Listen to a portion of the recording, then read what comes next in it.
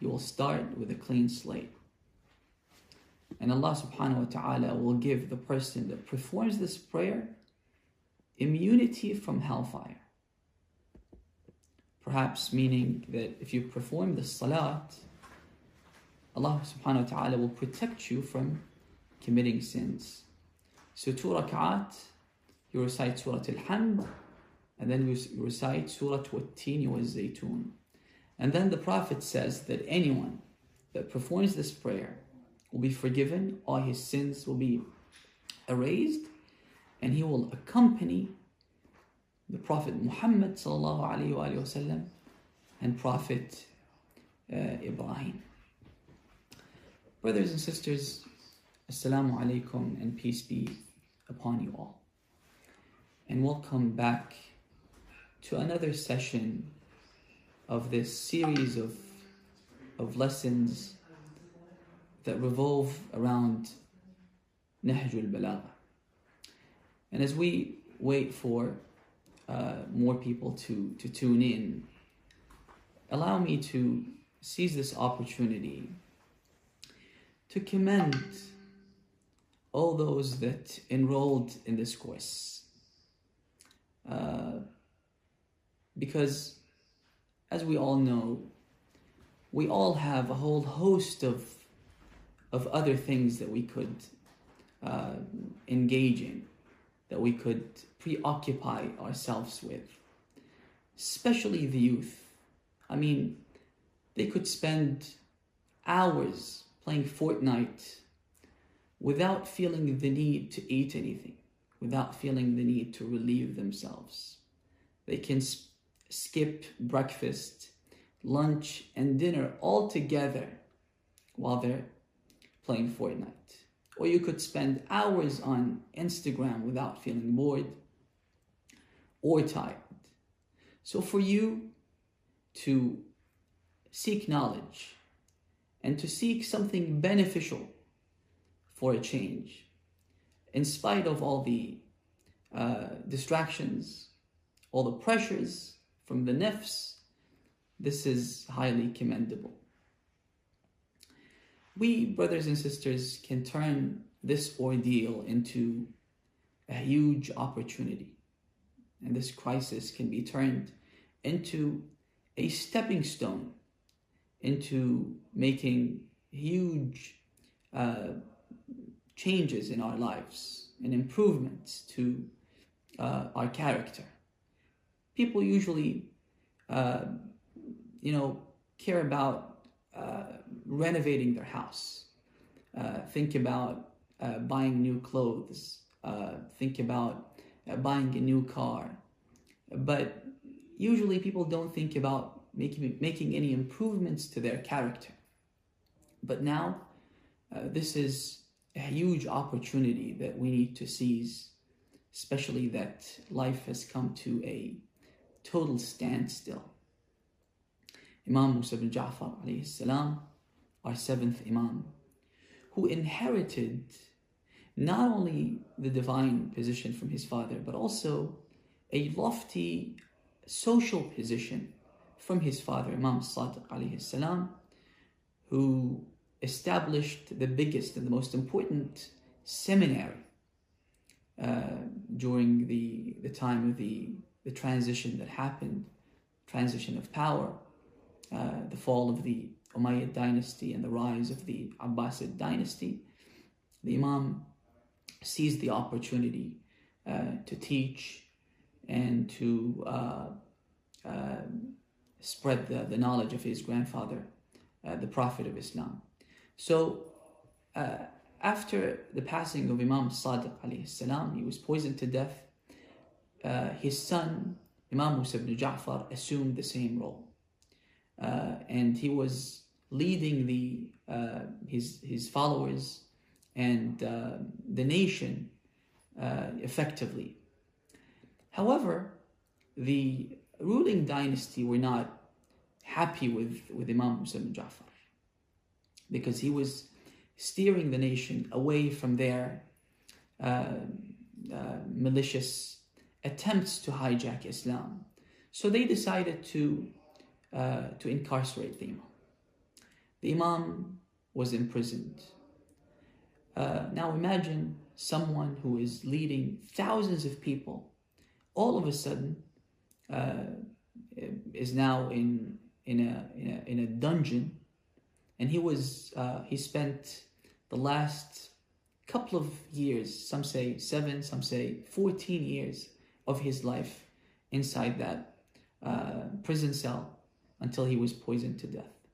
But instead of complaining and saying that I had, better things to do when I was outside, the Imam expressed his gratitude to Allah subhanahu wa ta'ala. The Imams were always grateful for all the blessings and lack thereof, because they see the ordeal as a blessing. And we have a beautiful hadith that states that you would only become a true mu'min when you consider the bala, the ordeal, to be a ni'mah. Why? Because Allah subhanahu wa ta'ala is the engineer behind this ordeal, and He wants to guide you. So Imam Musa bin Ja'far, he said, "Oh God, I want to thank you for giving me this opportunity. Before that, I was busy tending to people's needs and teaching the people and doing all sorts of things. But now that I'm inside a prison cell and people don't have access to me, I don't have access to the people, I want to thank you for giving me this opportunity to worship you, And this is also our opportunity. Now that we're in total social isolation, this is an opportunity for us to fix and rectify our relationships. Our relationship with Allah subhanahu wa ta'ala, to improve on how we pray, to spend more time on offering a prayer that is while we are mindful of all the of everything that is associated with our salat, including paying attention to what we say, because the salat is the pillar of our religion. However, some people don't really pray properly. So fixing our relationship with Allah subhanahu wa ta'ala. Some might need to start a new relationship. Some need to just fix their relationship with Allah subhanahu wa ta'ala. Recite the Quran. I mean, we don't just recite the Quran for the barakah. This is how we can communicate with God. This is how Allah subhanahu wa ta'ala is imparting His message to us. We can't see or feel Allah subhanahu wa ta'ala, as Sayyid Mahdi was saying, but there is a way we could connect with Allah subhanahu wa ta'ala through the Quran and by memorizing the Quran.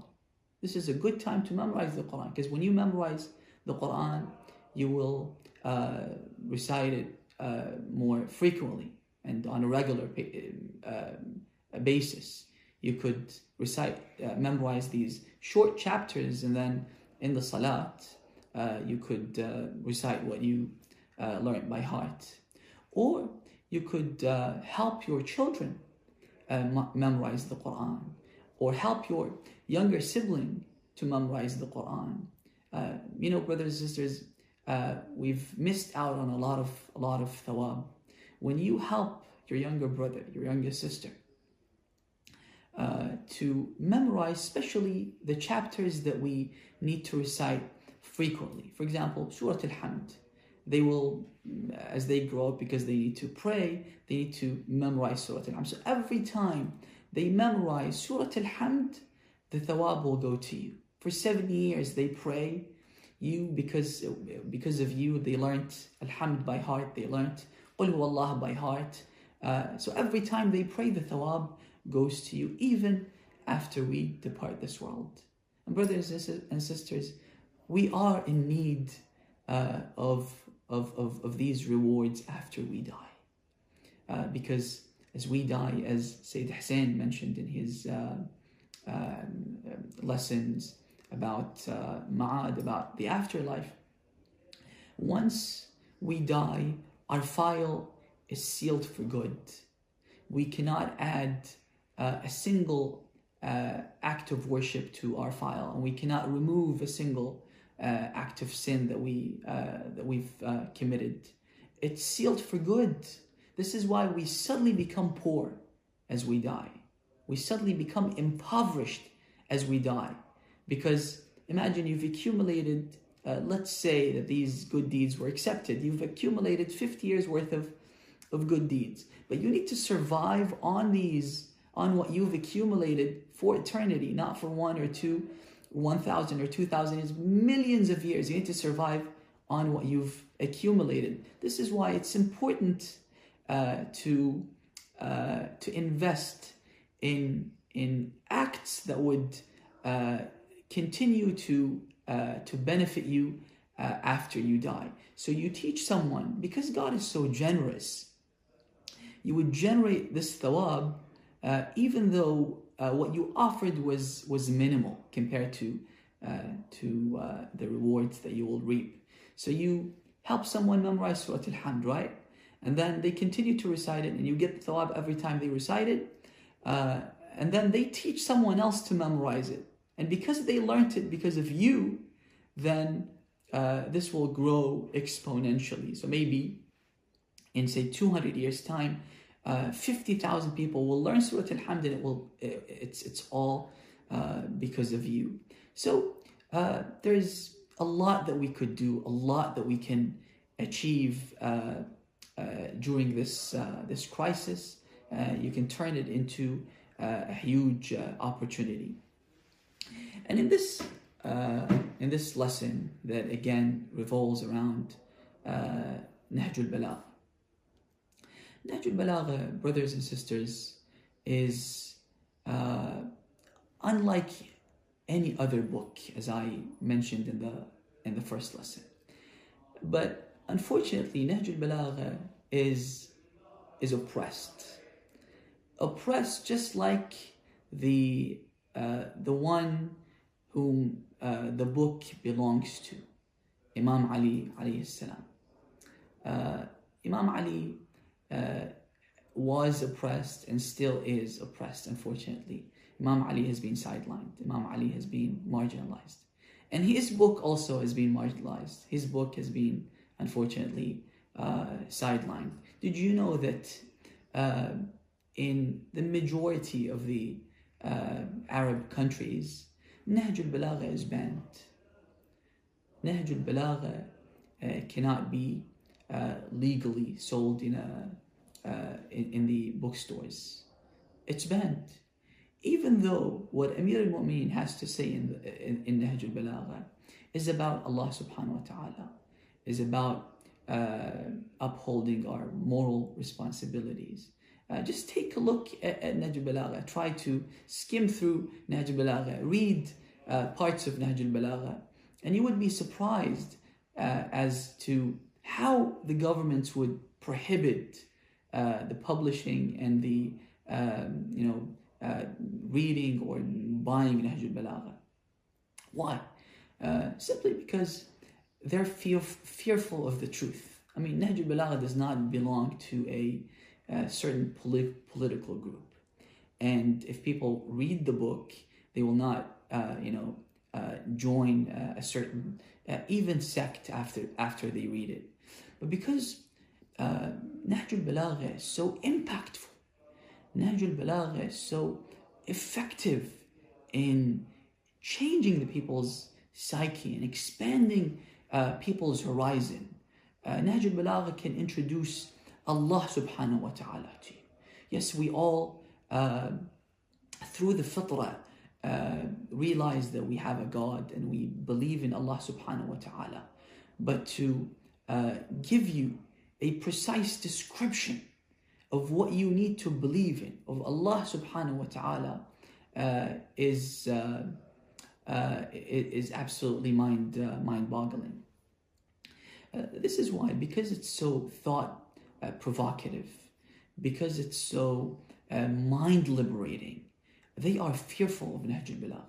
Because usually dictators, they would like to control people's minds, control people's hearts. لا أريكم إلا ما أرى. This is what Pharaoh said. He said, you should only adopt my view of life. You should only submit to my will. You should listen to my orders. This is what dictators do, right? This is why, because Nahjul Balagha, we don't know, we might, innocently ask, these governments, maybe because they're fearful of the Shias, this is why they banned the book. No, they understand exactly how effective Nahjul Balagha is, and this is why they ban it. So Nahjul Balagha is oppressed in the East. But the book is also oppressed in the West. How so? Even though people are free. These are free societies. But because Nahjul Balagha is not recognized as a source in the world of academia.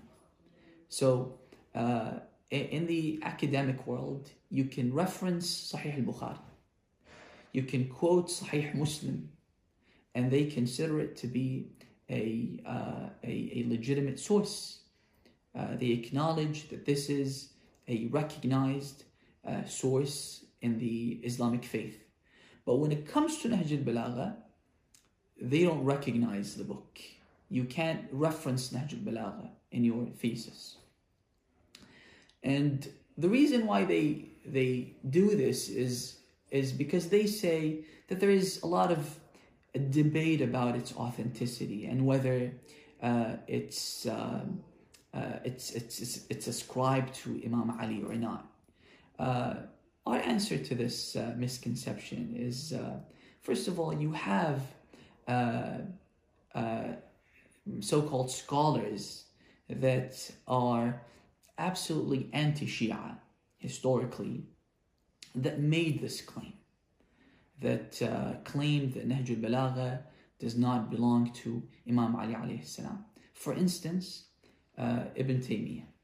Ibn Taymiyyah, the famous founder of the Wahhabi faith, he claims that Nahjul Balagha is not Imam Ali's words, and it's Sharif al-Radhi, the man who compiled Nahjul Balagha, he fabricated these words. Our answer to Ibn Taymiyyah and the likes of Ibn Taymiyyah is that Nahjul Balagha could create a cultural revolution.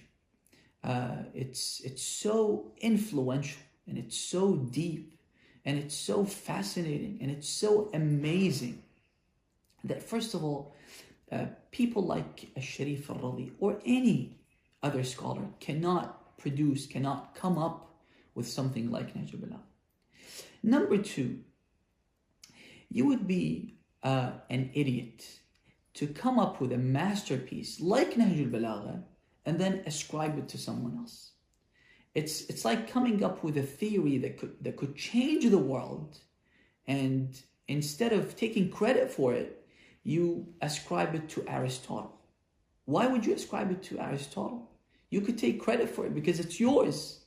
So why would Sharif al-Radhi fabricate these sermons and these mind-boggling letters and then ascribe it to someone else who's dead, and no one's taking credit for it?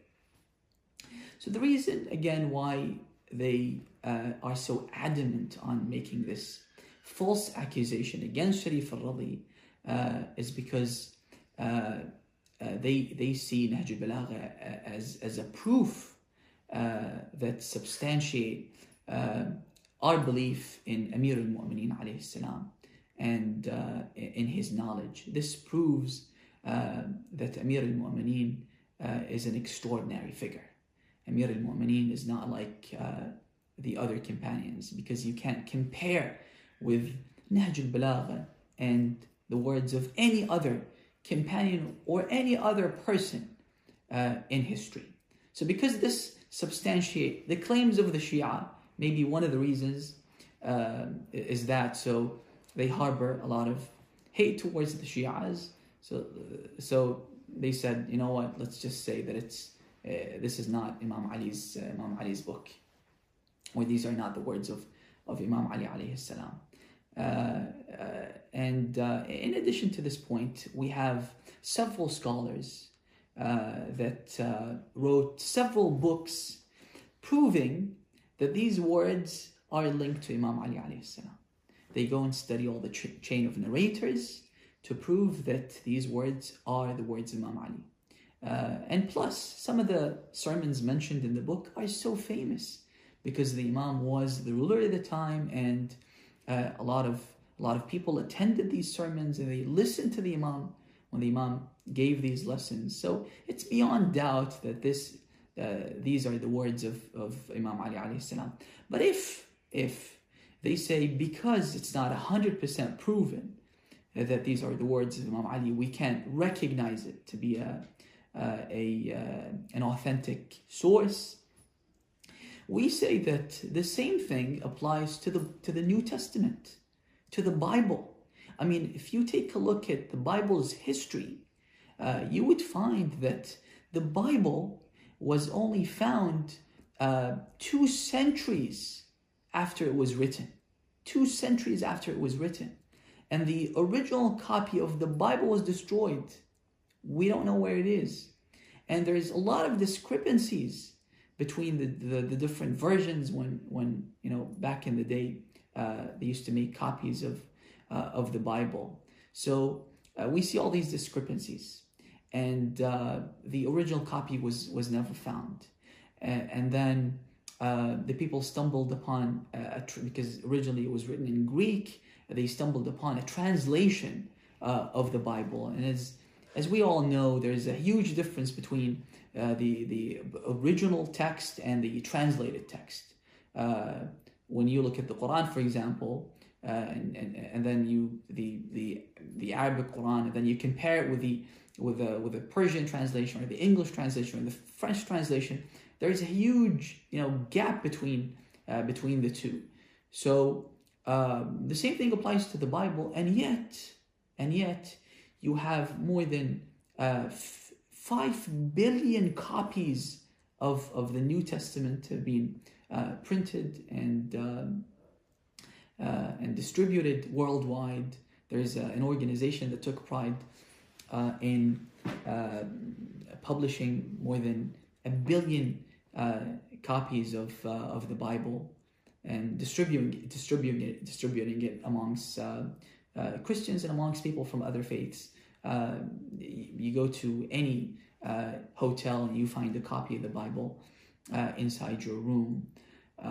So we don't see anyone saying that the Bible is not authentic, or why are we allowed to make reference to the Bible when we can't make reference to Nahjul Balagha. Again, Nahjul Balagha is not being promoted properly.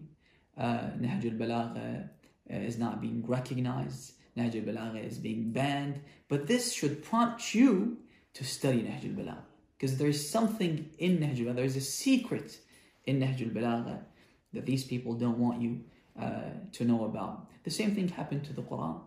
When the Prophet first announced his prophethood, and because the Quran was so effective, and because the Quran penetrated through the hearts and minds of the people, this is why they placed a ban on the Quran. They even used to tell the people when they went to Masjid al-Haram, when the Prophet was still in Mecca, they used to tell the people that if you see Muhammad sallallahu alaihi wasallam in the mosque, he used to recite the Quran all the time. They used to tell the people that you should put your fingers in your ears so you wouldn't listen, because he could use magic to influence you and to leave impact on your heart and mind. And this is what people used to do, and this is mentioned in the Quran. So they're using the same tactic for the same reason. Because they don't want you to benefit from Nahjul Balagha. So Nahjul Balagha is oppressed, just like Amir al-Mu'mineen alayhi salam. Amir al-Mu'mineen's name was banned. Anything associated with Imam Ali alayhi salam was banned. Why? Because Amir al-Mu'mineen is the pivot. Amir al-Mu'mineen is the standard. And his enemies realized how influential Imam Ali alayhi salam is. They started fabricating things against him. But when they didn't succeed, the best thing is to separate between the people and Imam Ali alayhi salam. And brothers and sisters, I think we've contributed in oppressing Amir al-Mu'mineen on so many levels. First of all, I want to ask you this question.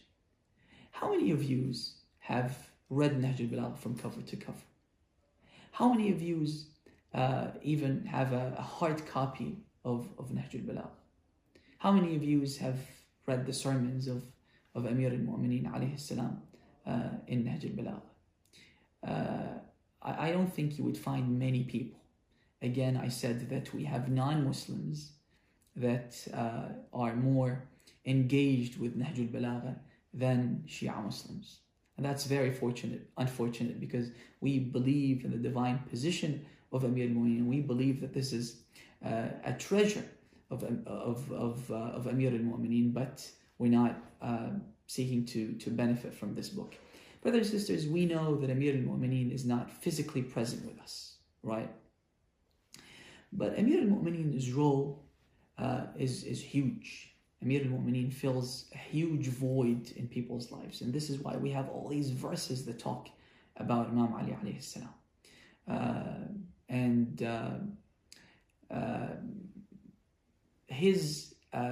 Because he's not physically present, this doesn't mean that we cannot benefit from Imam Ali alayhi salam. No, if we benefit from his book, then we have considered Amir al-Mu'mineen to be alive. Because this is the heritage of Amir al-Mu'mineen. Again, Amir al-Mu'mineen's heritage is not confined to Nahjul Balagha, as I mentioned last time. The book is divided into 3 chapters. You have the first chapter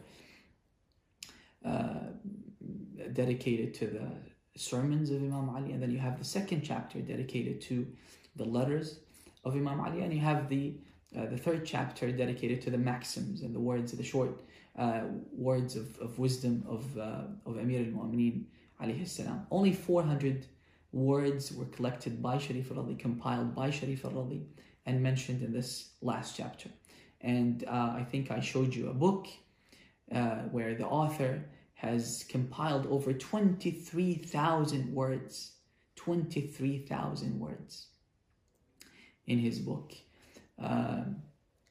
Regarding many subjects, and it's very beneficial, brothers and sisters. I really encourage you to read them. It just expands your horizon. You could feel that his words are infused with knowledge, because he is the source of knowledge. So you have 400 words mentioned in the last chapter that you could all understand. And if you find these words a little bit hard to fathom and understand, you could seek elaboration and clarification from all these books that have been written. Again, as I mentioned last time, more than 300, I believe, books have been written. Some of them are commentaries, some of them are encyclopedias. And there's one thing that I wanted to mention as well regarding Nahjul Balagha. Because anything associated with Amir al-Mu'mineen was outlawed. Even visiting his grave wasn't possible. This is why his 2 sons, Imam al-Hasan and Hussein, when they buried him, they concealed his gravesite. And for approximately 150 years, no one knew where his gravesite was. Until during the time, just like the grave Fatima al-Zahra today, no one knows where she's buried. And the reason why he was buried privately without anyone knowing, even though he was the emperor at the time, because of his enemies. His enemies, they wanted to undig his body, to mutilate the body. the Daesh mentality, the ISIS mentality as we see today. They go to even ancient graves and take out the bodies. And so these people wanted to do the same thing. This is why he was buried in private in the middle of the night. And for 150 years, no one knew where his gravesite was. However, how did these words reach us? It wasn't easy. A lot of blood was spilled. I tell you this so you could appreciate having, you have, especially non-Shias, they don't have access to this book in the Arab world, and yet you can easily access it online, and you could buy a hard copy of Nahjul Balagha whenever you want. So to appreciate it more, you should read the history of Nahjul Balagha, the history of Amir al-Mu'mineen alayhi salam, and how no one was allowed to mention his name, no one was allowed to quote a hadith regarding the Imam, even though the Prophet showered us with sayings about the virtues of Imam Ali alayhi salam. So despite all of that, these words reached us. This book reached us because Allah subhanahu wa ta'ala conveys His message. Allah subhanahu wa ta'ala in the Quran says that we imparted this message, we conveyed this message. Whether you believe in it or not is a different story, because we have free will. And Allah subhanahu wa ta'ala will not impose anything on you. Allah subhanahu wa ta'ala will not force you to believe in anything, but He makes sure that the message is conveyed to you. And this is why Imam Ali's words have reached us, and we could get a glimpse of what was going on back then through the words of Amir al-Mu'mineen. For instance, he has a sermon that he gave regarding what happened immediately in the aftermath of the Prophet's departure from this world. Even though the Imam doesn't, clarify on, what happened in details, but you could tell that a lot of things happened, because he gives his account of the story of history, and he was there, he was a witness on everything that happened. So Nahjul Balagha will reveal the truth to us, will reveal the truth to everyone. In the previous session, I told you that I will be mentioning couple of the hadith, couple of words of Amir al-Mu'mineen, some of the words of wisdom mentioned in Nahjul Balagha. Unfortunately, because of the delay, I won't be able to do that. But inshallah, I'll leave that for the next session. So I'll take some questions from the brothers and sisters. Okay.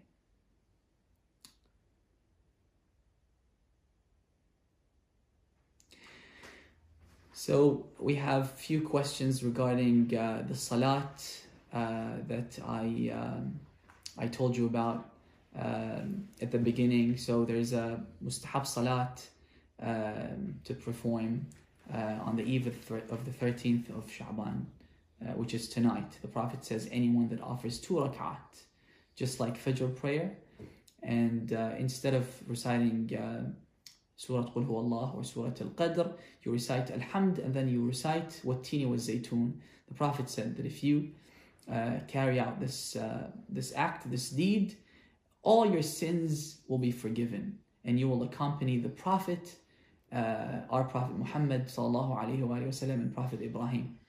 Just 2 rak'at, Surah Al-Hamd and Surah Wat-Tini wa-Zaytun. It will only take a few minutes of your time. Okay. So how do we renew our allegiance with Imam Ali alayhi salam? The best thing is to follow Imam Ali. The best thing is to, again, even though he's not physically present with us, but we have his heritage. We can follow his teachings. We could embrace his words of wisdom. We could at least acquaint ourselves with what he had to say, and when you read his sermons, you feel as if you were there when Imam Ali alayhi salam gave the sermon. This is the best thing that we could do to rekindle our relationship with Imam Ali. Imam Ali is not just a hollow belief that we hold dear. Imam Ali is certainly a belief, and also what is produced from this belief is following in the footsteps of Imam Ali alayhi salam and embracing his teachings.